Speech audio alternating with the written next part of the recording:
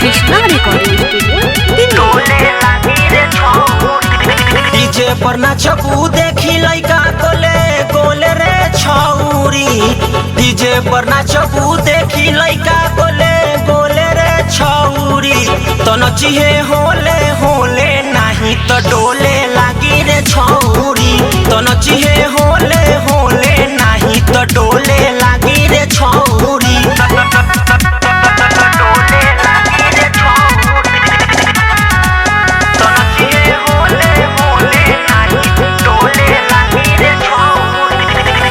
ऐसे जे देखई बुझे चोली के कबूतर मन कर चढ़ जाई हम तोरा ऊपर। ऐसे जे देखई बुझे चोली के कबूतर मन कर चढ़ जाई हम तोरा ऊपर। बचिए के नाची हे रे छौरी नाही तो लागी डोले। बचिए के नाची हे रे छौरी नहीं तो लागी डोले। तो नची हे होले होले नहीं तो लागी डोले रे छौरी। तो नची हे होले होले नहीं तो लागी डोले रे छौरी। तो नची हे होले होले नहीं तो लागी डोले रे छौरी। Music by Rakesh Mithun brother.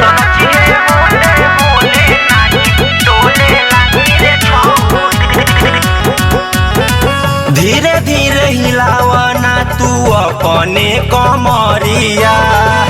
विजय के बाटे रानी तोहरे और नजरिया। धीरे धीरे हिलावना तू अपने कमरिया। विजय के बाटे रानी तोहरे और नजरिया। कहे बुलेट राजा जल्दी खोल गे छौरी। कहे बुलेट राजा जल्दी खोल गे छौरी। तो नचिहे होले होले नहीं तो लागी डोले रे छौरी। तो नचिहे होले होले नहीं तो लागी डोले रे छौरी। तो नचिहे होले होले नहीं तो लागी डोले रे छौरी। Krishna recording studio Delhi.